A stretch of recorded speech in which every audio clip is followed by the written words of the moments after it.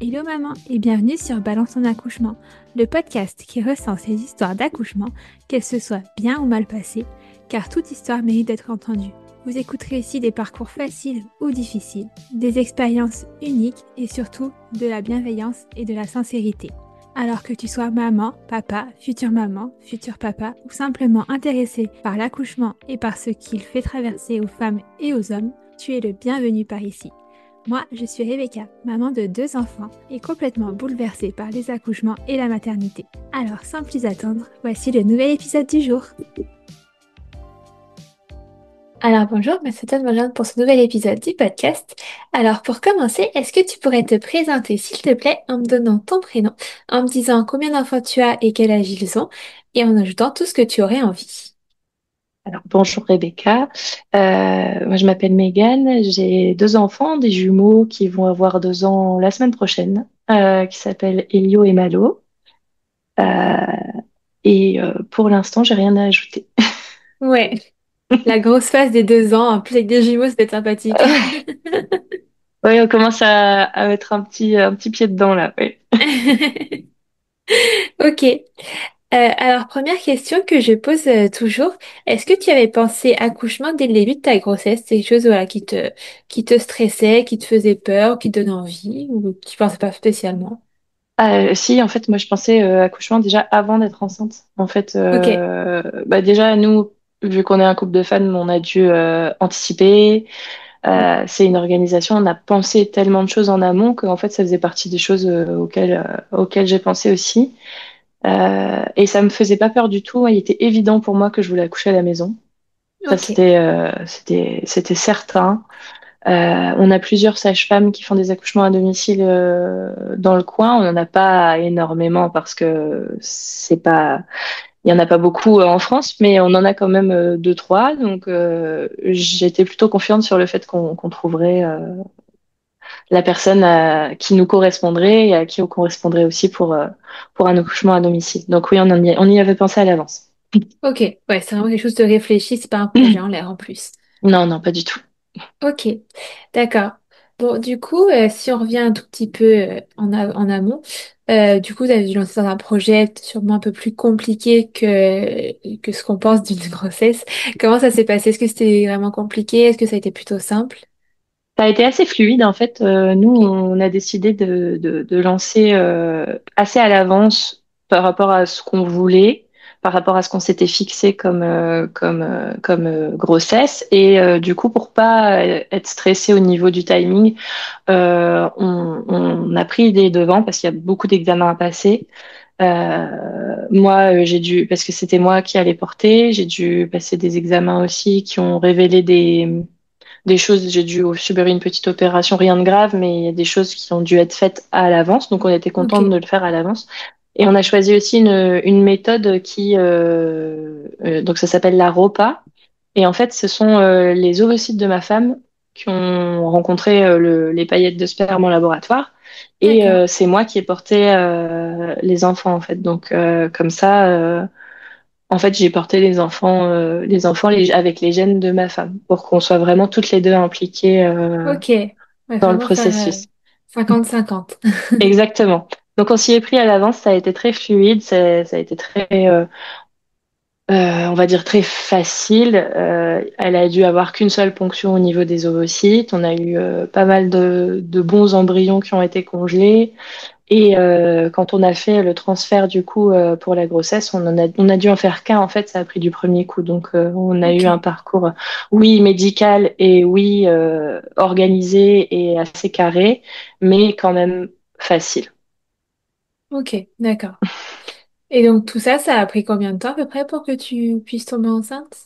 Alors, comme on s'était pris vraiment à l'avance, on s'était pris plus d'1 an à l'avance, en tout en 1 an et demi. Mais disons que si on avait voulu vraiment lancer tout de suite, à partir du moment où on a commencé les examens et tout ça, en 4 mois, on aurait pu déjà Ok, faire le transfert en fait.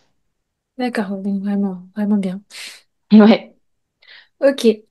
Et alors, une fois que tu tombes enceinte, comment ça se passe alors? Et ben, en fait, je sens tout de suite que je suis enceinte. Je sais pas l'expliquer. Je sens tout de suite que ça s'accroche, que ça se niche. Ok. J'ai une grossesse incroyable. J'ai pas de nausées, j'ai rien. J'ai un tout petit peu de fatigue, mais vraiment, c'est tout. Enfin, Ok. je suis très chanceuse parce que, en plus de ça, voilà, je sais pas encore qu'il y en a deux, mais on dit dans la généralité que quand il y en a deux, Oui, c'est intense. ouais, que les nausées sont décuplées, et en fait non, en fait pas forcément. La preuve, le Ok. seul truc vraiment que j'ai eu difficile, c'est que comme ils ont vite pris de la place, ils ont vite écrasé mes organes.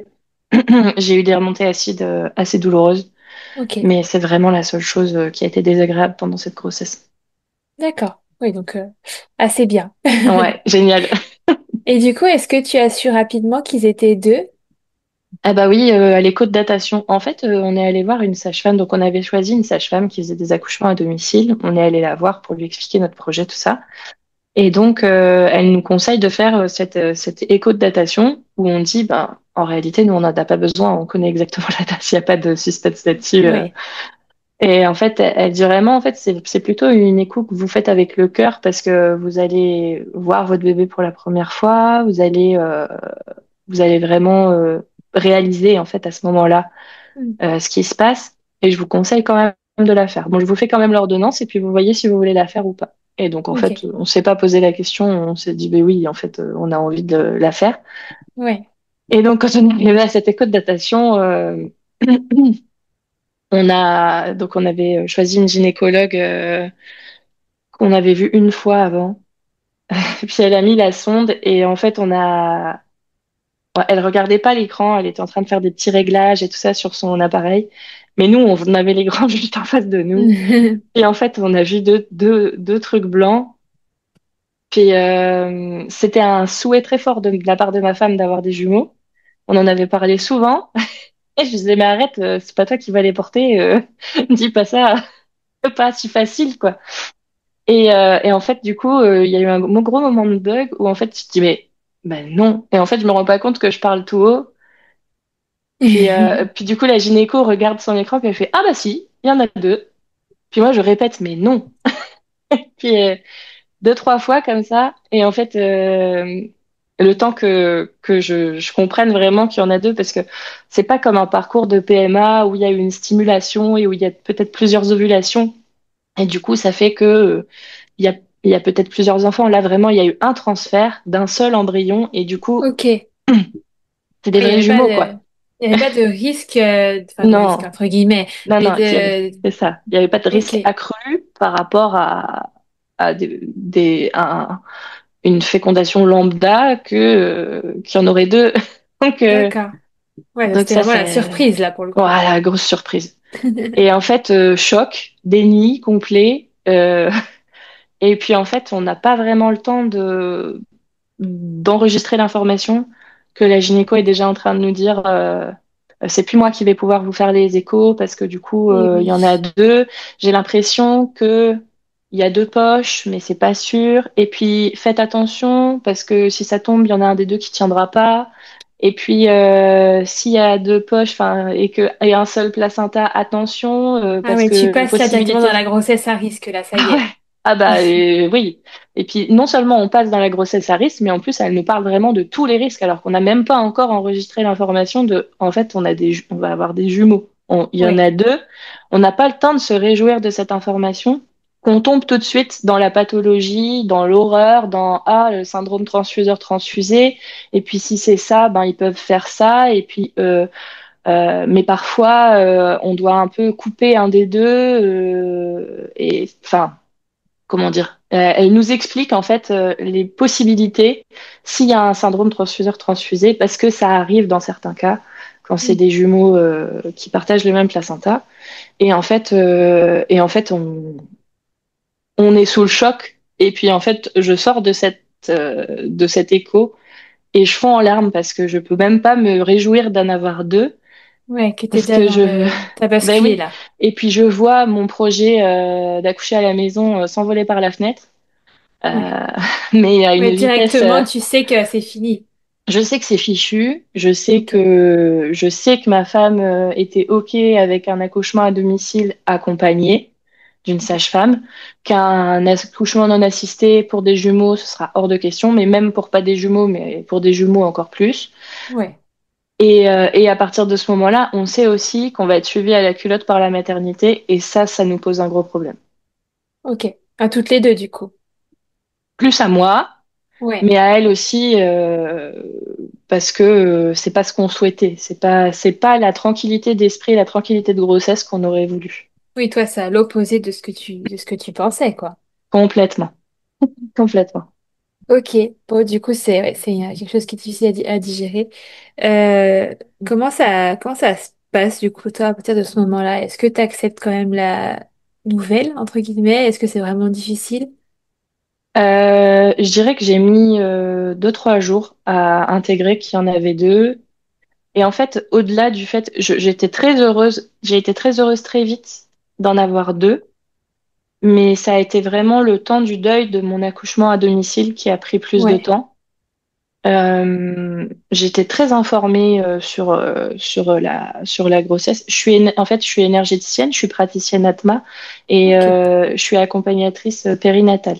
d'accord. Et le sujet de l'accouchement me passionne, physiologique encore plus. J'aime beaucoup me renseigner sur les chiffres, tout ce qui se passe au niveau médical, tout ça. Donc je savais que qu'on allait devoir batailler en fait avec la maternité pour les choses qu'on voulait et j'avais pas envie de ça parce que j'avais pas envie d'être dans le conflit parce que j'avais envie que ce soit quelque chose qui soit serein, qu'on puisse travailler en équipe. Et donc, on nous a conseillé une maternité qui était quand même plutôt flexible, qui n'est pas la maternité. Euh, on a une maternité dans le nord de la France, Jeanne de Flandre, qui est de niveau 3, qui est très connue pour avoir un néonat incroyable. Il s'occupe des bébés de manière géniale et les grossesses pathologiques et compliquées, ils en voient passer tout le temps. Mais justement, ils en voient passer tellement que c'est devenu une normalité pour eux. Nous, on voulait pas aller là-bas. On n'avait pas, tant que la grossesse en elle-même n'avait pas de problème, tant que les enfants n'avaient pas de soucis, on voyait pas l'intérêt de se retrouver dans une maternité niveau 3 avec des alertes partout. Et puis, donc, on a choisi une Ouais, maternité de niveau 2B euh, qui avait quand même les services nécessaires si jamais on en avait besoin, mais qui était quand même moins extrême. connu. Voilà, ouais, ouais, c'est ça, moins extrême, exactement. Ok. Voilà. Et donc, tout se passe plutôt bien à partir de ce moment-là? J'ai une super grossesse. Le syndrome, en fait, le problème qui se pose assez vite, c'est qu'à partir de 20 semaines, il me semble à peu près, je suis censée passer des échos une fois toutes les 2 semaines pour vérifier qu'il n'y ait pas de syndrome transfuseur-transfusé. Ok. Euh, ça nous dérange parce que en fait, je suis très en phase avec mon corps, je suis très en phase avec les ressentis que je peux avoir et je suis persuadée que si il commence à y avoir quelque chose qui cloche, je vais le savoir D'accord. et que je saurai mieux que le personnel médical. J'ai peut-être pas les machines, mais en fait, j'ai mon instinct, j'ai mes ressentis et je fais 100% confiance à mon corps. Et je Ouais. sens que tout va bien. Donc ça m'embête d'y aller toutes les 2 semaines. Donc au tout début, on essaie ma femme travaillait beaucoup. Et en fait, on essaie de décaler un peu en disant, mais en fait, non, là, on pourra pas. Et donc, on arrive au début à décaler à un mois, une fois par mois, et après une fois toutes les 3 semaines. Et puis, au bout d'un certain moment, on n'arrive plus. Et puis, c'est une fois toutes les 2 semaines, quoi. Ok. Donc ça, c'est le plus gros suivi que j'ai, c'est les échos. Donc, c'est beaucoup d'organisation, de transport. Puis à la fin, en fait, on dit il faut faire attention, et puis en fait, à la fin, on est énorme. Il faut faire attention à pas faire trop de voitures, mais il faut quand même que je me déplace une fois toutes les 2 semaines. Ouais, Et puis c'est voilà, pas c'est très un peu logique, quoi. contradictoire. Voilà, c'est exactement. Donc en parallèle, j'ai des monitos aussi à la maison au bout d'un certain moment avec la sage-femme pour voir si tout est OK. Mes bébés sont pas forcément toujours coopératifs. Ils sont plutôt actifs, donc je ne laisse pas trop faire sur les monitos, mais tout va bien. Ok, oui, donc malgré ce contrôle quand même assez poussé, tout va bien. Toi, enfin, de ton côté, de leur Tout va côté, tout bien. va bien. Ouais, tout va bien. Le Donc, ce seul qui est encore truc plus un peu rageant, entre frustrant, guillemets. ouais, Mais carrément, parce qu'en fait, c'est un truc qui m'a vraiment insupporté dès le départ, c'est d'être catégorisé tout de suite dans une grossesse à risque, grossesse pathologique. Tout ça parce qu'ils sont deux, alors que tout va bien. Ça, je trouve ça vraiment difficile et je trouve que c'est vraiment quelque chose qui devrait changer parce que à partir du moment où il y aurait eu un début de syndrome transfuseur-transfusé, un souci quelconque, qu'on puisse nous passer en grossesse à risque, c'est compréhensible. Mais en fait, juste nous passer en grossesse à risque parce qu'ils sont deux, je trouve ça vraiment injuste parce que ça nous ferme énormément de portes. Et ça, c'est dur, quoi. Ouais, bah oui, forcément. Surtout que toi, t'étais vraiment pas dans cette optique-là. Pas du tout. Pas du tout. Et donc, le seul truc qui pour eux a cloché, c'est ce fameux test, ce test du diabète, du glucose. On nous fait boire là ce fameux truc Mm. super concentré en sucre une première fois, puis après on nous Délicieux. refait délicieux. Et une première prise de sang avant, une prise de sang au bout d'une heure, puis une deuxième prise de sang au bout de 2 heures. Et en fait, moi, c'était mon taux de base en fait qui était à 0,94 au lieu de 0,92, quelque chose comme ça, avant Ok. ingestion du sucre. Ouais. Et donc, ils m'ont fait, ah, mais vous faites du diabète gestationnel, Mm. machin. Et j'étais là, ben, pas du tout. En fait, vous voyez bien que mes résultats après ingestion du sucre sont plus que bons. Et Ouais. donc, on a essayé de me forcer à avoir une infirmière diététicienne qui m'expliquerait comment manger, qui m'expliquerait quoi manger. Et cette infantilisation, c'est insupportable parce que je sais comment manger, je mange bien, je mange varié et donc je suis en surpoids et c'est pas parce que je suis en surpoids que je ne sais pas manger et que je mange n'importe quoi et c'est Ouais, pas il parce que suffit qu'en fait t'aies mangé peut-être un peu trop lourd la veille au soir et du coup c'est ça a tout ça. faussé. Ouais, j'ai eu la même chose pour mon premier, du coup je connais complètement le problème. Ah, c'est insupportable. Puis au début, c'était oh, mais il faut faire attention parce que les enfants, les bébés, ben, c'est des jumeaux en plus, donc ils sont quand même un peu petits. Et puis à la fin de la grossesse, c'était oh là là, attention, c'est des gros bébés. Bah oui. Ouais, En ça fait, ne va jamais. ça ne va jamais. Je veux dire, nous, on est des grands gabarits. Ma femme est un grand gabarit. On a demandé à un donneur qui nous ressemble. Donc, en fait, je m'attendais Oui, pas à accoucher de bébés qui une faisaient 2 crevette kilos quoi. 5. En fait, c'était même pas dans le royaume de l'envisageable. Ok. Ouais, donc t'as ça qui met un petit caillou dans la machine, mais du coup toi ça t'as pas vraiment d'impact au final vu que tu es confiante et tu sais que ça va au final. C'est ça. Et que je refuse, en fait, de voir l'infirmière diététicienne. Et je refuse. Mais je sais qu'il est écrit dans mon dossier, du coup, que je faisais du diabète gestationnel. Et ça m'énerve particulièrement parce que je n'en faisais pas. Et, euh, donc vraiment, ouais, c'est très énervant en fait de devoir se battre alors qu'on sait que, oh, mais on sait mieux que vous. Mm. Non, non, vous savez pas forcément mieux que nous en fait. Pour plein de choses, vous pouvez être vraiment utile, mais arrêtez de croire que vous savez mieux que nous. Ouais, Non. là, quand tu connais ton corps et tu sais comment ça se passe, oui, c'est sûr que. Ok. Hmm. Bon, et du coup, sur le plan médical, à part ça, tout va toujours très bien, il n'y a pas de souci particulier. Non, tout va bien. Ok. Donc, on se dirige doucement, mais sûrement vers une fin de grossesse. Comment Ouais. ça se passe? Je suis lourde. Je suis lourde. J'ai tout pris dans le ventre et en fait, j'avais pas l'impression d'être si énorme et si lourde, mais à regarder les photos maintenant, si, vraiment, Vraiment. ouais, vraiment. Et puis du coup, deux bébés, de gros bébés quand même, donc ça se passe quand même très bien. On commence à avoir des soucis avec la maternité encore une fois, alors qu'on a présenté notre projet de naissance au mois de février et j'ai accouché en juin quand même, donc il y a du temps. Ok. Sauf qu'on présente notre projet de naissance avec une sage-femme et pas avec Ouais. notre gynécologue habituel, où elle panique sur certains points en disant mais il faudra voir avec la gynéco parce que je suis pas sûre que ce sera possible. Et en fait, notre gynéco revient vers nous alors que je suis à 34 semaines, donc vraiment Ok. très tard par rapport à notre projet de naissance, en disant qu'il y a des choses qui vont pas dessus, qu'il va falloir qu'on revienne sur certains points, qu'elle va parler avec l'équipe, tout ça. Et en fait, le lendemain matin, je reçois un appel à 9 heures du matin pour me dire il faut que vous veniez dans la matinée à la maternité. Il faut qu'on discute. J'ai parlé avec l'équipe. Il faut absolument qu'on discute de votre projet de naissance. Sauf que, en fait, en si peu de temps, avec un si court délai, ma femme travaille. Euh, elle peut pas se libérer. Et en fait, je me retrouve toute seule à aller là-bas avec ma gynécologue en face de moi et une deuxième gynécologue où je me retrouve un peu en procès parce Ouais, c'est qu'on fait ça. la liste on fait on passe point par point sur notre liste, sur notre projet de naissance et en fait, il y a les trois quarts qui leur vont pas, quoi. Ok. Et, et du coup, ça pose problème. Moi, je ne veux pas passer de scanner de bassin. Le scanner du bassin, c'est quelque chose qui est obligatoire quand il y en a deux. Qui est Ok. obligatoire. On s'entend avec des grosses guillemets parce que Mm. normalement, ils sont pas censés nous obliger à quoi que ce soit, mais on sait comment ça se passe. Et je veux pas parce qu'en fait, j'ai aucun doute que mon bassin soit suffisamment large pour laisser passer mes bébés. On n'est plus à l'époque où on était mal nourris, on était rachitique et où les bébés parfois passaient pas.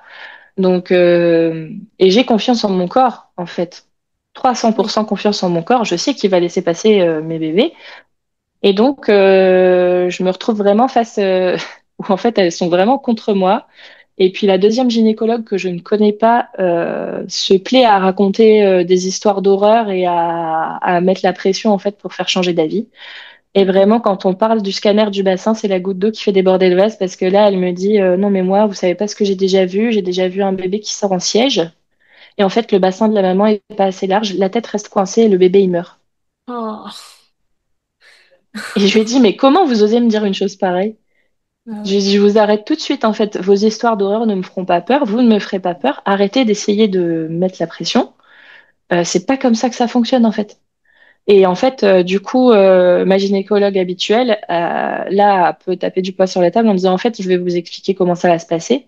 Il y a des choses qui sont pas négociables sur votre projet de naissance, sur lesquelles on ne reviendra pas. Si vous ne voulez pas passer de scanner du bassin, il va falloir trouver une autre maternité. Vous vous rendez compte que vous me dites ça à 34 semaines, alors que je suis enceinte de jumeaux et que vous me dites que potentiellement, à Ouais. partir de 36, donc vous me laissez 2 semaines pour trouver une autre maternité. Donc clairement, vous me prenez en otage parce que vous savez En qu'on fait, il n'y a va pas pas le choix. réussir. Bah oui. Voilà. Et donc ça a été compliqué. Je l'ai fait et puis on m'a dit, oh, votre bassin, il est largement assez large pour laisser passer vos bébés. Ah bon? Ah, la Sans surprise! rire. Ah bon? Ah, bah tiens. Donc voilà, donc il y avait ça, il y avait que je voulais pas de péridurale, ça c'était inconcevable pour eux, que je refusais, mais catégoriquement, la grande extraction du deuxième, cette fameuse grande extraction, en fait, quand il y en a deux, quand il y a le premier qui sort, ils vont chercher le deuxième. Ils lui Ok. laissent pas le temps de venir. Ouais. Et en fait, quand j'ai dit, mais ça, par contre, ça, c'est vraiment pas négociable, vous ne me touchez pas. Je ne refuse d'être touchée pendant mon accouchement. Je veux être dans ma bulle, je veux être tranquille. Et ils m'ont dit, non, mais vous vous rendez pas compte, le premier, il sort, et en fait, le deuxième, il se retrouve dans une grande piscine, il sait pas où est la sortie. Et je dis, non, mais non, mais, attendez. Et le bébé, il sait où est la sortie. S'il a du mal à trouver la sortie, c'est peut-être parce que vous gardez les femmes sur le dos et que du coup, la gravité ne peut pas aider pour qu'il trouve un peu, pour qu'on puisse l'aider à trouver comment sortir, quoi. C'était, en fait, il se trouvait des problèmes qui pour moi n'en étaient pas. Mais si bébé est en siège, et ben bébé est en siège, et puis j'accoucherai de bébé en siège, et puis il y a plein de femmes qui le font et ça se passe très bien, et ça sert à rien de, et voilà, moi je connaissais, en fait, je savais que je voulais pas de péridurale parce que je savais ce que c'était la cascade d'intervention. Je ne voulais pas de cascade d'intervention, je ne voulais pas que ça ralentisse mes contractions, je ne voulais pas d'ocytocine de synthèse qui allait me donner des contractions hyper violentes et assez fausses. Voilà, il y a plein de choses que je voulais pas, puis elles n'étaient pas d'accord. Donc vraiment, ce jour-là, ça a été très compliqué. Donc Ouais, c'était finalement, je la l'ai fait. confrontation, quoi. C'est ça. Puis en fait, on a senti vraiment, en fait, sur tout du long, ça s'est très très bien passé. Mais ça, c'était peut-être notre erreur. On a été très très clair dès le départ sur ce qu'on voulait et ce qu'on Ouais. ne voulait pas. Et ils ont vu du coup tout de suite qui on était. Et on était vraiment connus comme notre dossier, je pense, c'était le loup blanc de la maternité. Parce qu'à chaque fois que je disais mon nom à quelqu'un que j'avais jamais rencontré, ils disaient, ah, c'est vous. Ah, ok. Oui, c'est nous. Les folles un peu chiantes qui veulent pas de péridurale pour un accouchement de jumeaux. Et du coup, on a eu vraiment cette impression, mais à la fin, voilà, ça a augmenté vraiment crescendo et d'un coup, où en fait, la pression est montée d'un coup au niveau de l'hôpital et, euh, et on a senti que ça allait être difficile, quoi. Ouais. Ok, ouais. Donc là, tu es à 34 semaines. Mm. Effectivement, les choses, on va dire, se corsent un petit peu. C'est ça, exactement. Et à partir Ok, de 36 semaines, on doit aller tous les 3 jours à l'hôpital pour d'accord. faire un monito. Ok. Et ça, Et c'est pour vraiment le vérifier, protocole jumeau, c'est le entre guillemets, protocole, de ton hôpital. tout à fait. Ok, Donc tous les 3 jours, et puis vérifier aussi la quantité de liquide amniotique. d'accord. Voilà. Qui est une aberration aussi pour moi, mais voilà. Un jour, elle vérifie, puis elle trouve pas, et puis elle dit, ah non, mais il y en a pas assez. Mais attendez, je vais regarder quelque chose, et puis elle regarde. Ah, mais c'est normal, c'est parce que lui, il a la vessie pleine. Donc, on va attendre un petit peu. Si il urine, ça va nous remettre du liquide. Et puis, en fait, on a attendu 5 minutes. Il a uriné. Et puis, hop, il y avait suffisamment de liquide amniotique. Donc, vraiment, Magie. on se questionne sur l'importance de ce genre d'examen, en fait. Ouais. Donc, voilà. Ok. Bon, et du coup, comment se passent les derniers jours? À quel moment ton accouchement se précise? Alors, en fait, un jour, on arrive pour un monito. Euh, on trouve que c'est anormalement long. Alors, on est des pros du monito maintenant, parce qu'on a Bah quand oui, même tellement forcément. fait que voilà. Donc, je vois bien qu'il y en a un qui a des petites baisses de temps en temps, mais c'est pas rare parce qu'en fait, bah, il bouge et que parfois le signal se perd et que parfois, du coup, ils doivent revenir, bien replacer les monitos. Et puis après, on nous arrête le monito et on attend très longtemps parce que il y a une sage-femme qui nous dit la gynécologue de garde voudrait vous parler. On Ok. s'inquiète vraiment pas. Moi, je sens que tout va bien. T'es à quel stade à ce moment-là? Je suis à 37 semaines et 2 jours. Ok. Ouais, donc tu viens juste de passer le cap de la Mm, mm. prématurité. Ouais, ouais, ouais. Ok. Et puis ils estiment des bébés quand même assez gros, donc on n'est pas trop inquiet là-dessus, si les estimations sont bonnes, bien sûr. Et donc, en fait, on se retrouve dans un bureau avec la fameuse gynécologue et ses histoires d'horreur Hmm. et un interne. Et en fait, elle nous dit, voilà, on voulait vous voir parce qu'il y a un souci avec le monito. Alors nous, on tombe un peu des nues. Il y a un de vos bébés qui a un rythme cardiaque qui nous pose question parce que il tombe un peu parfois et on aimerait vous garder. Alors du coup, nous, on demande à refaire un monito parce qu'en fait, les monitos, parfois, ben, ça se trompe et Ouais. ça coûte rien de refaire pour voir si tout va bien. Ah oui, ah non, non, moi je refais pas de monito de toute façon, même si le deuxième monito il est OK, moi à partir du moment où j'ai vu ça sur le premier, je reste là-dessus. Ah. OK, d'accord.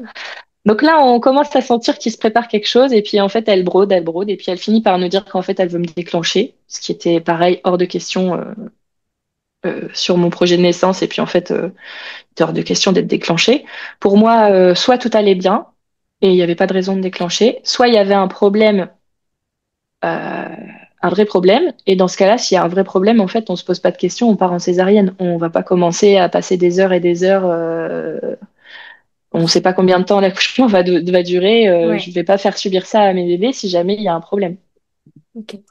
Et en fait, elle insiste, elle met la pression, et puis et puis en fait, on va partir. Et je lui dis en fait, on va partir, on va pas rester, on retourne à la maison. Ben, doit vous faire signer une décharge. Ben, il n'y a pas de problème, faites-nous signer une décharge, aucun souci. Euh, et en fait, là, elle nous dit, si vous rentrez chez vous, vous courez le risque que votre enfant manque d'oxygène et soit handicapé, ou alors qu'il meurt. Et s'il meurt, il tue son jumeau. Non, mais ils sont d'un... Je suis Ah choquée ouais. du tact de cet hôpital. Ah ouais. Mais c'est vraiment, enfin, j'allais dire c'est vraiment elle, mais je voyais bien que notre gynécologue habituel était d'accord avec elle. Et en fait, c'est fou. En fait, je pense vraiment ils perdent une part de leur humanité parce que je suis persuadée qu'ils voient des choses horribles Mm. et que ça doit vraiment pas être facile et ils sont obligés en fait de se dissocier à un moment pour encaisser ce qu'ils voient. Mais en fait, les choses horribles, c'est pas la norme. Ouais. Et en fait, ça doit pas faire perdre leur humanité et leur leur contact avec les gens, parce qu'en fait, on n'est pas des robots, on n'est pas des numéros de dossier. C'est important de nous considérer et de considérer nos opinions et nos envies, en Bien fait. sûr, bien sûr. Et en fait, quand elle a dit ça, ma femme, ma femme, elle a pété un câble. Vraiment, elle lui a dit, mais comment vous osez nous dire une chose pareille? Vous savez très bien que si vous nous dites ça, vous essayez de nous faire rester, de nous faire du chantage. C'est honteux. Et en fait, l'interne qui était là a vraiment essayé de rattraper le coup et calmer les choses parce qu'il voyait bien que c'était en train de partir en cacahuète, quoi. Parce que là, moi, elle m'a dit, vraiment, elle a dit ça, j'étais bouche bée qu'elle ait osé sortir un truc pareil. Ouais, tu te sens un peu moins seule aussi de dire, je sais pas, c'est pas que moi la relou du coup. Ah! Mais oui, et puis en fait, ma femme était d'accord de toute façon avec tout ce qu'on faisait. C'est juste que Ouais, généralement, c'était plutôt moi qui prenais la parole parce que oui. au Puis final, c'était qui mon était corps. parfois là parce que au final, elle travaillait par moment, ce qui est normal. Oui, c'est Donc, ça. Mais alors, elle a été là quand même 99% du temps ouais, quand juste les le rendez-vous rendez-vous. pouvaient être. Voilà, c'était juste le rendez-vous projet de naissance où elle n'était pas là. Mais du coup, en fait, on demande à ce qu'ils nous laissent pour parler. Et en fait, ils sortent, puis on fond toutes les deux en larmes parce que là, on se rend compte que qu'ils ont réussi et que je peux pas partir parce que si là je pars et qu'il se passe quoi que ce soit, je porterai cette responsabilité tout le temps. Oui, ça sera ta En faute. fait, c'est ça. Elle me dit si tu veux partir, on part. Mais est-ce que là maintenant tu te sens de partir? Oui, Bah oui. non. Bien sûr que non. Mais non, je peux plus partir avec ce qu'elle a dit. Et pourtant, je Bah sais, oui. je le savais, j'étais renseignée et puis j'adore Nina Nar, je la suis depuis des années. J'ai vu son film Faut pas pousser. C'est une femme que je trouve inspirante parce qu'elle veut vraiment redonner le pouvoir aux femmes sur leurs enfantements. Et Mm. vraiment, c'était ça que je voulais. Je voulais avoir un enfantement. Je voulais pas avoir un accouchement.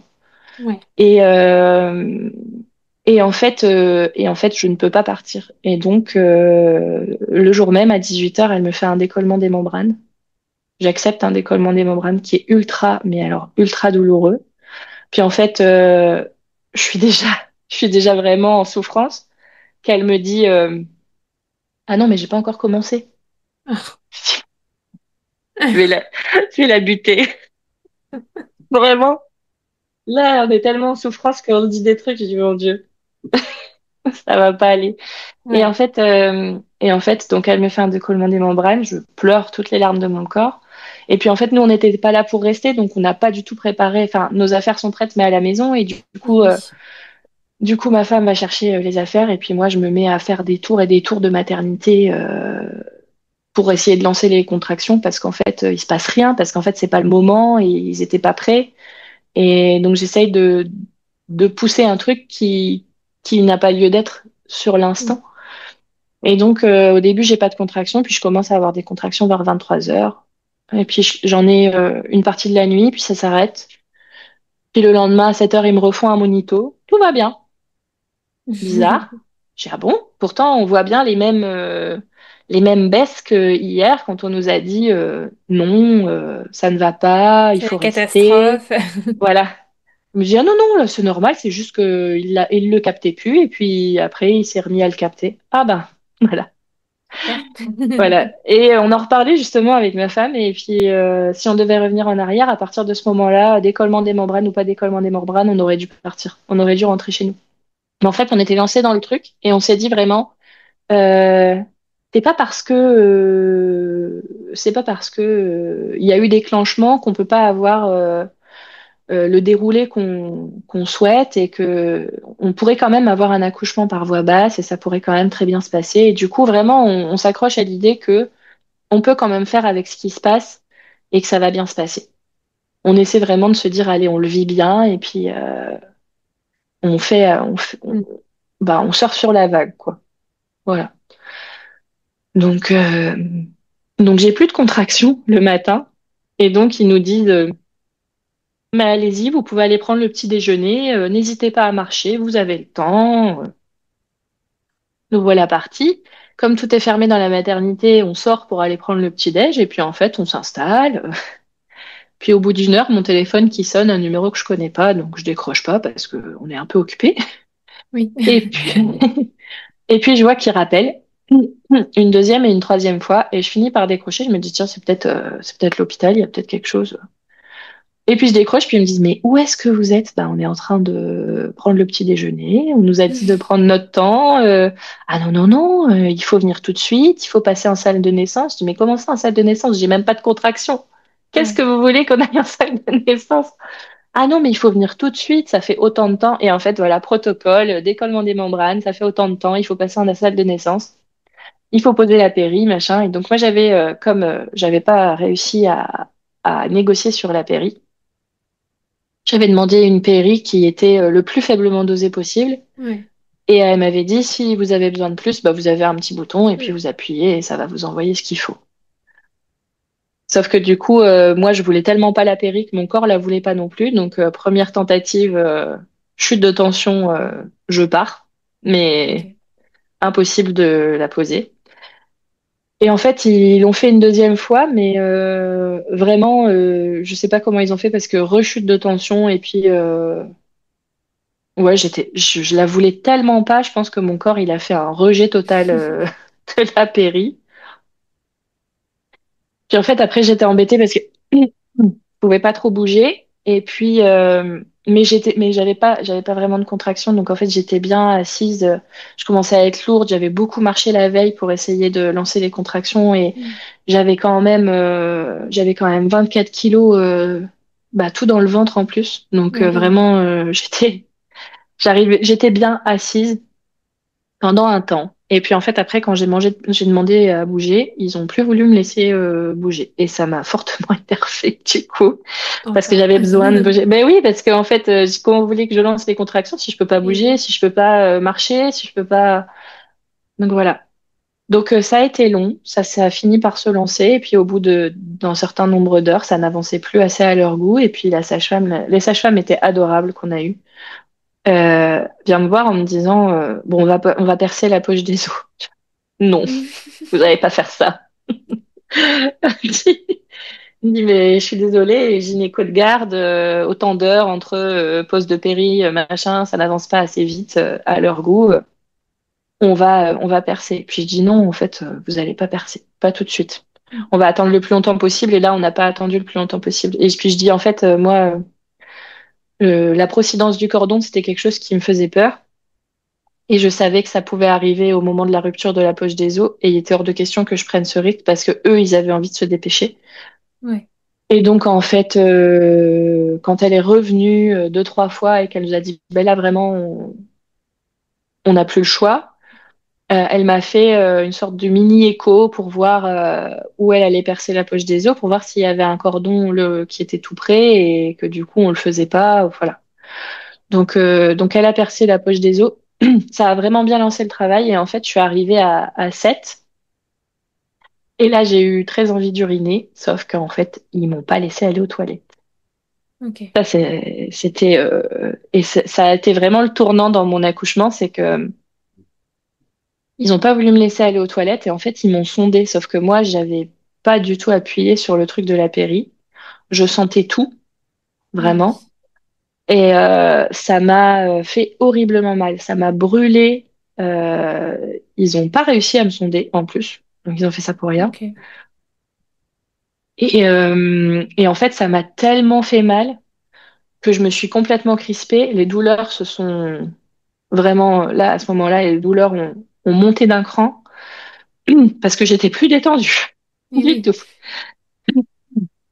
Et donc, ils ont fini par m'apporter un haricot pour m'accroupir en fait sur le lit parce que j'avais dit, mais en fait, je peux marcher, je sens mes pieds, Oui, je j'ai peux pas aller, encore, voilà, je peux encore aller. hauteur. Et puis, en fait, ma femme va m'accompagner et si jamais il y a un problème, elle peut me rattraper, quoi. Et en fait, donc ils n'ont pas voulu. Donc il y a eu ce fameux haricot où en fait j'ai réussi à uriner toute seule. Ça a continué à bien avancer. Je continue à avoir des contractions régulièrement jusqu'au moment où j'ai encore eu envie d'uriner. Et là, en fait, pas moyen d'y aller toute seule. J'avais très mal en fait dans mon canal hein, quand ils m'avaient sondé. Ça me brûlait encore vraiment très fort. Ils ont réussi de me sonder parce qu'en fait, à partir de ce moment-là, comme j'avais mal, j'avais commencé à appuyer. Ils n'ont pas réussi à me sonder. C'était une sonde parce qu'ils ont deux types de sondages différents. Et en fait, là, ils ont sondé. Ils mettaient la sonde, puis hop, ça se vide tout seul. Ouais. Et sinon, après, ils ont un autre type de sonde où ils mettent la sonde, ils gonflent un ballon et ils mettent une poche il y a la poche à l'extérieur. Et en fait, on voit Ok. l'urine se mettre dans la poche. Donc, cette première sonde n'a pas fonctionné. Et en fait, j'arrivais pas à y aller seule. Et en fait, j'ai senti que de pas pouvoir uriner, je pense que j'avais tellement peur de m'uriner dessus que vraiment j'étais crispée et j'ai senti que si j'arrivais pas à uriner, il se passerait plus rien. Parce qu'en fait, Ok. j'étais tellement crispée que je pouvais pas me détendre, le travail pouvait pas avancer et bébé pouvait pas descendre en fait. C'est pas possible. Oui. Je sentais que tant que ce serait pas vidé, la tête de mon bébé pourrait pas descendre. Et donc ils ont essayé de me sonder avec la deuxième sonde, sans me dire qu'ils allaient gonfler un ballon dans ma vessie pour tenir la sonde. Mhm. Et vraiment, pareil, ça a été le deuxième point, le deuxième tournant de mon accouchement, c'est que ils ont gonflé la sonde. J'ai eu des douleurs, mais des douleurs inimaginables en fait. J'avais l'impression d'avoir encore un autre bébé à l'intérieur de moi. Ouais. J'avais ce corps étranger en fait qui était pas censé être là.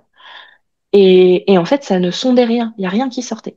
Et donc en fait, ça a duré 10 minutes. Enfin, je sais même pas combien de temps je l'ai gardé, mais en fait, je les ai suppliés de me l'enlever parce que j'ai cru que j'allais mourir quoi. Et donc j'ai changé de position, tout ça. Et je sentais bien que, encore une fois, j'avais pas uriné, il y allait plus rien se passer. Donc ils ont refait une petite écho. Et en fait, la tête du premier bébé appuyait sur ma vessie et il pouvait pas, comme je le sentais en fait, il pouvait pas sortir tant que ma vessie était pas vidée. Sauf que comme il appuyait dessus, je n'arrivais pas non plus à uriner. Enfin vraiment, c'était la situation sans queue ni tête quoi. Oui, c'est ça. Et donc, en fait, à partir de ce moment-là, j'ai vraiment été en souffrance.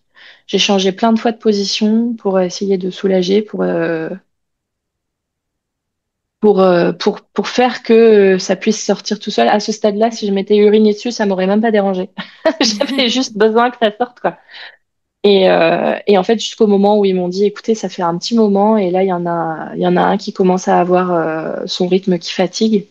Et, et en fait, à ce stade-là, j'étais heureuse de passer en césarienne parce que j'avais tellement mal et que ça n'avançait pas, que je voyais pas d'issue en Ouais. fait, que je me disais bah ok, on a fait tout ce qu'on pouvait et en fait là, ça peut pas et on va passer en césarienne et c'est tout, ça va aller quoi. Mm.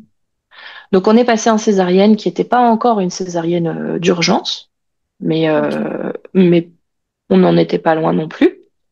Et donc ma femme était avec moi, tout s'est très bien passé. Alors nous, on n'avait pas demandé les sexes, donc ça a été la surprise du Ok. coup quand ils sont sortis. Et donc deux petits garçons.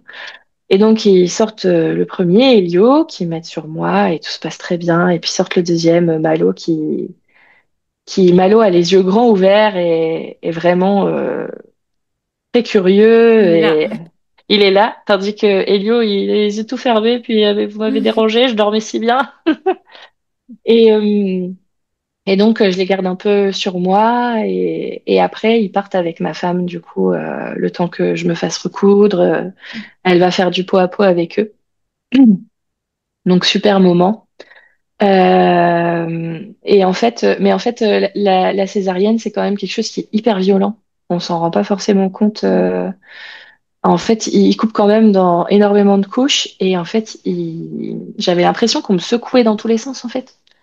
Ouais. J'avais pas les douleurs, mais j'avais les sensations qu'on farfouillait, qu'on bougeait, qu'on poussait des trucs.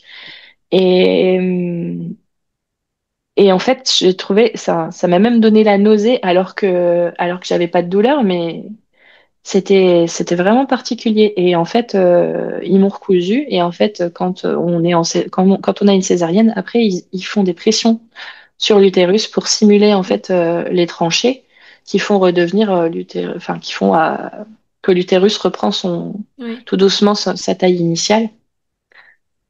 Je sais pas en quoi c'est une bonne idée de faire ça après une césarienne, mais en fait moi ça m'a provoqué une hémorragie Ok.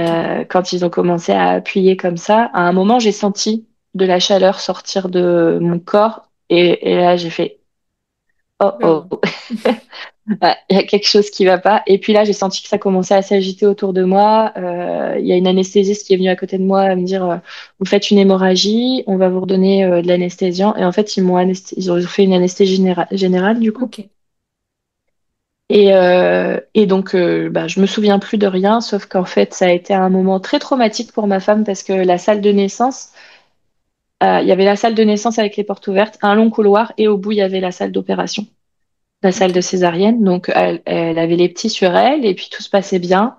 Et elle a commencé à voir qu'il y a des gens qui sortaient de la pièce en hurlant rapportez vite de l'eau chaude, et que ça a commencé à courir. Et elle a bien senti qu'il y avait un gros problème. Ouais. Mais personne n'est venu la voir pendant un long moment. Et du coup, elle savait pas ce qui s'était passé. Et là, elle s'est dit bah, elle va mourir en fait. Oui. Elle s'est dit elle est en train de mourir. Et donc, euh, et donc, elle a vu ça. Et puis, à un moment, quelqu'un s'est rendu compte qu'elle avait vu sur la porte et a fermé les portes de la salle de naissance, mais il était trop tard.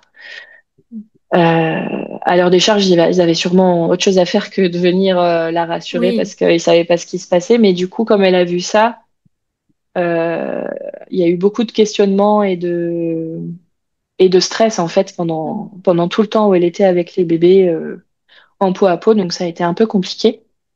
Moi, je me suis réveillée frigorifiée parce que en fait j'avais perdu énormément de sang, donc j'étais transfusée, j'avais des fils partout, enfin j'étais là, j'étais pas là. C'était Oui. hyper compliqué. Et en fait j'avais froid et j'entendais les infirmières qui étaient en train de ranger la salle. En fait les gynécos étaient partis en urgence dès qu'ils avaient fini avec moi parce qu'il y avait une autre femme qui faisait une hémorragie. Ok. Et elles étaient en train de ranger la pièce et en train de râler parce que c'était toujours elles qui devaient ranger les pièces après que les gynécos avaient terminé leur opération. Enfin, vraiment. Et puis moi, j'étais là, mais je disais, j'ai froid, j'ai froid. Et puis il y a personne qui a rien fait. Et puis je pense que c'est vraiment au bout de trois quarts d'heure qu'on a pensé Ah ouais. à me couvrir parce que, en fait, avec l'anesthésie, la perte de sang et tout ça, je grelottais sur la table. J'avais l'impression que je sautais de la table tellement je Ouais. grelottais. Mais ils ont mis vraiment longtemps Enfin, j'aurais aimé avoir une couverture chauffante ou quoi, je pense que Oui, ça c'est m'aurait fait ça. du bien. Puis en fait, elles m'ont dit, écoutez, donc les petits sont nés à 23h12 et 14. Et en fait, quand je me suis réveillée, ils sont venus me voir en disant, écoutez, on peut pas vous garder au cas où, si vous faites une autre hémorragie, on n'est pas équipé en fait au niveau matériel et au niveau humain pour vous aider. Et donc, on va vous transférer. Ok. Et donc là, j'enregistre tout doucement que je vais être séparée de mes bébés parce qu'ils transfèrent pas mes enfants en fait. Ils restent là. D'accord. Ouais. Par chance, entre guillemets, il y avait tellement de personnes qui avaient besoin d'aide cette nuit-là que j'ai le temps en fait de revoir mes bébés. On me remet avec eux et avec ma femme qui est soulagée de me voir en fait. Oui. Et je peux faire la tétée d'accueil du coup Ok. parce que je voulais vraiment les allaiter. Et en fait, personne réalise que ma température corporelle est vraiment très très basse. Et que du coup, je les ai sur moi pendant un quart d'heure, 20 minutes quand même. Mm. Et en fait, du coup, après, ils ont passé une bonne partie de la nuit en couveuse chauffée parce que je les avais refroidis, en fait. Oui. Oui, Ça, forcément. je l'ai pas su tout de suite. Je l'ai su des mois plus tard. Ma femme m'en a pas parlé tout de suite.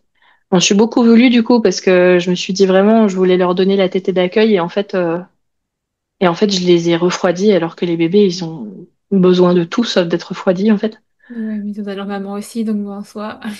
Ouais. Et donc je pars. Euh, trajet en ambulance atroce parce que la cicatrice, parce que je commence à ressentir tout, la moindre bosse, le moindre trou, je suis vraiment en souffrance.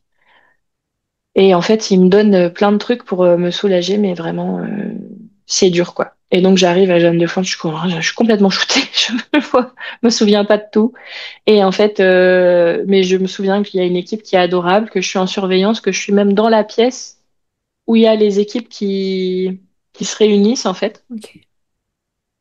Et donc je discute un peu avec ma femme au téléphone et puis je finis par, elle me dit mais dors et puis en fait de toute façon je peux pas faire autrement donc je m'endors. Mm. Et donc je passe la nuit le lendemain et je les retrouve. je peux être retransférée le lendemain à 17h parce que tout va bien, je ne refais pas Ok. d'hémorragie. Et donc, je les retrouve le lendemain. Donc, en attendant, ils ont été nourris au dalle, mais D'accord. pas avec mon lait, du coup. Oui. Et voilà, on se retrouve enfin. Ouais. Et comment tu te sens, toi, à ce moment-là, de retrouver enfin, enfin, de rencontrer presque enfin tes bébés, parce que bon, là. Bah, c'est super dur parce qu'encore une fois, le trajet en ambulance, c'est vraiment un... J'ai eu plus mal en postpartum immédiat quand j'étais encore à l'hôpital que pendant mon accouchement. J'ai eu plus de souffrance. Vraiment, ça a été. Je peux pas décrire la douleur que j'ai eue dans l'ambulance et les douleurs qui ont suivi après. Donc en fait, et c'est hyper dur parce que je les rencontre, mais je peux pas m'occuper d'eux. Je peux pas me mettre debout, je peux pas les changer, je peux pas les bercer debout. Je peux que les câliner en étant assise ou allongée et essayer de les allaiter parce qu'en fait, ça a vraiment mis à mal notre allaitement dès le départ en fait. Très vite, je demande un tire-lait pour pouvoir tirer mon lait et Ouais. lancer la montée de lait parce qu'en fait, avec tous les médicaments aussi que j'ai eus, et ça a vraiment mis un coup sur ma montée de lait. Et en fait, il y en a un des deux qui veut pas prendre le sein. Après, il y a l'autre qui veut pas prendre le sein et le premier qui veut bien. Enfin voilà, ils ont échangé plusieurs fois. Et en fait, finalement, il y en a un qui a bien voulu prendre le sein, mais de temps en temps, et l'autre qui a jamais voulu le reprendre. Et donc, en fait, j'ai tiré mon lait j'ai tiré mon lait exclusivement pendant quasiment 7 mois, du coup. Ok. Parce que c'est quelque chose qui me tenait vraiment à cœur et j'aurais vraiment aimé pouvoir repasser sur un allaitement directement au sein, Ouais, t'as mais j'ai tenu pas quand même, pu. hein. Ouais, c'était dur, c'était très fatigant. Je pense que j'ai vraiment sous-estimé aussi mon état de fatigue après tout ce que j'ai vécu, en fait. Parce qu'en fait, j'ai failli mourir, j'ai perdu 2,5 litres de sang. J'ai, j'avais plus l'énergie de rien, mais j'ai quand même tiré mon lait. Et en fait, je pense que du coup, j'ai mis du temps à me remettre au niveau de mon énergie les mois d'après. Et j'ai commencé à sortir la tête de l'eau, je pense, après que j'ai arrêté de tir à l'été aussi, pour Ok. pouvoir vraiment retrouver ma propre énergie. J'aurais voulu faire plus longtemps, mais en fait, là, j'ai senti aussi à ce moment-là que c'était moi ou eux, quoi, à ce moment-là. C'était moi ou l'allaitement. Ouais. Et donc là, il fallait que ce soit moi parce que j'avais vraiment besoin de retrouver des forces, quoi. Et oui, puis t'avais besoin de toi aussi. Ouais, exactement. Ok. Ouais, quelque chose qui. Une étape quand même pas facile, quoi. Non, non, non. C'est vrai que du coup, ça a créé vraiment des traumatismes. Puis beaucoup de colère aussi envers le corps médical. Donc on a un suivi postnatal avec la gynécologue qui était là pour la césarienne, qui a lieu 2 mois après l'accouchement. Et donc, en fait, on y va en se disant, en fait, on va lui dire vraiment tout ce qu'on a sur le cœur, mais ils entendent pas, en fait. Et on l'a fait de manière calme et posée et raisonnée et avec des faits, et en fait, ils entendent pas.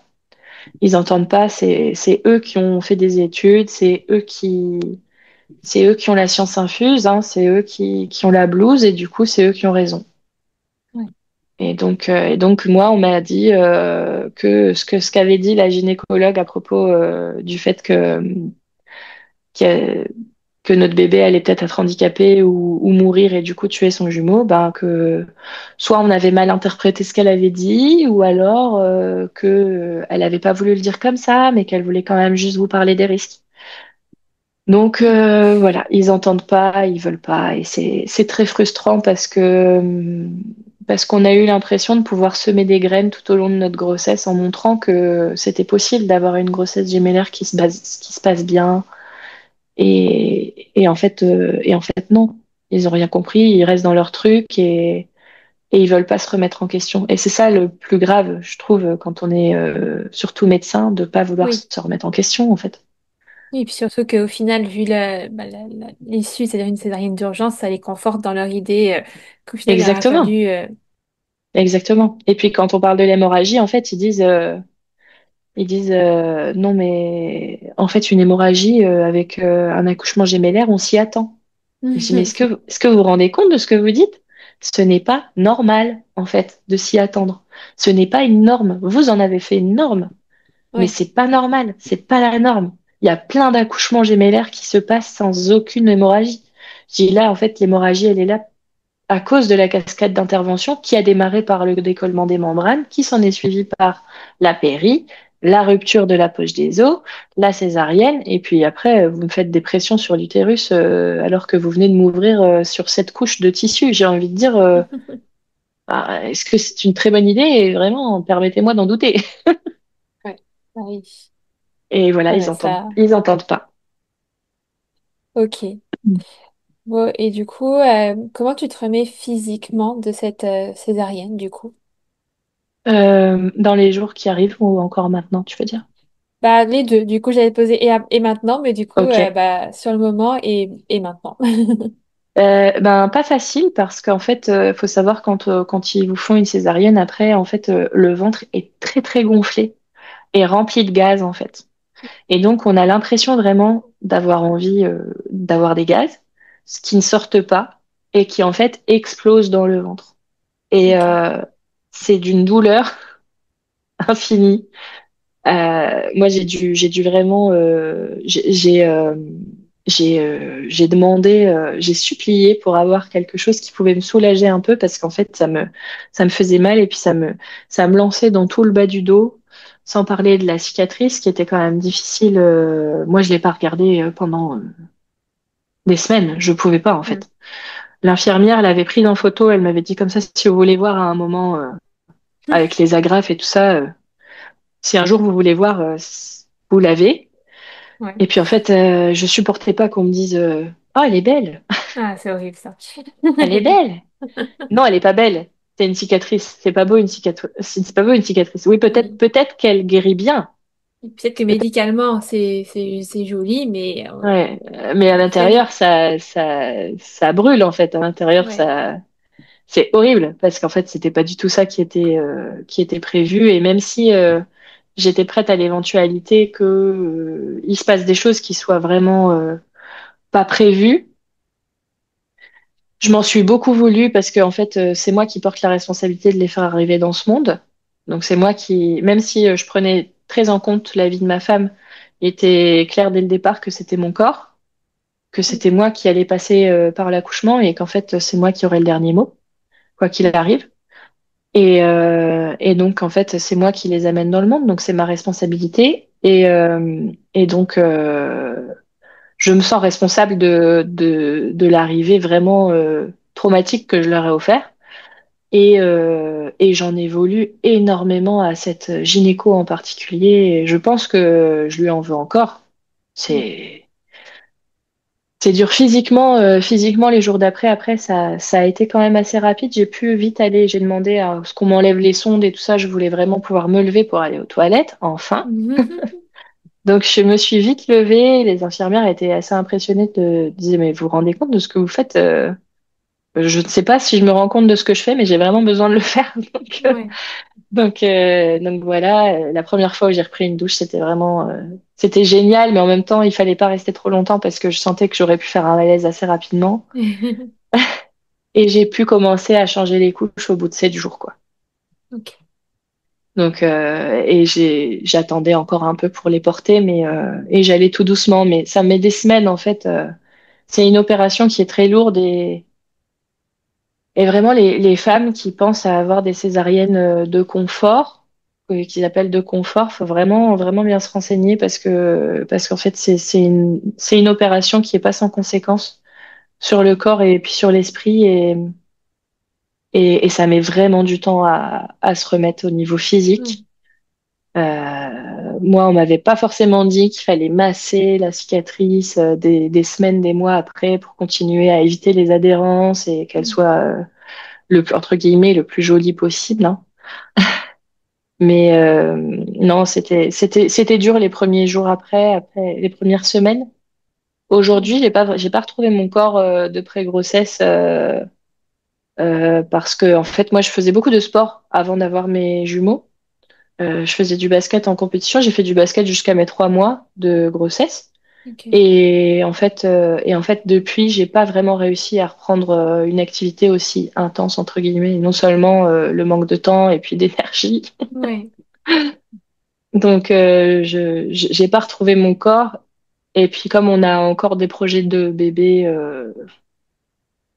j'ai pas envie de me faire du mal pour retrouver un corps qui va encore changer, en fait. Je Ok. pense qu'il y a ça aussi. Ok. Bon, et ben écoute, merci beaucoup pour ce témoignage voilà, hyper poignant. Et on est un peu choqués par tout ce qui s'est passé. Enfin, moi, je le suis en tout cas. Mais bon, voilà, c'est bien d'en parler. Et puis, voilà, s'il y a un message à retenir, je pense, c'est faites-vous confiance. Si vous sentez que votre corps est capable, il est capable. Donc, faites-vous confiance. Exactement, exactement. Faites-vous confiance. La médecine et la science ils nous aident sur plein de choses et heureusement qu'ils sont là pour les accouchements Mm. où il peut y avoir des problèmes. Mais il faut vraiment jamais oublier que dans la grande majorité des accouchements, en fait, on a besoin de personne que de nous-mêmes, quoi. Ouais, c'est ça. Vraiment. Donc, mais merci de m'avoir invité en tout cas. Ben, merci à toi pour ce beau témoignage.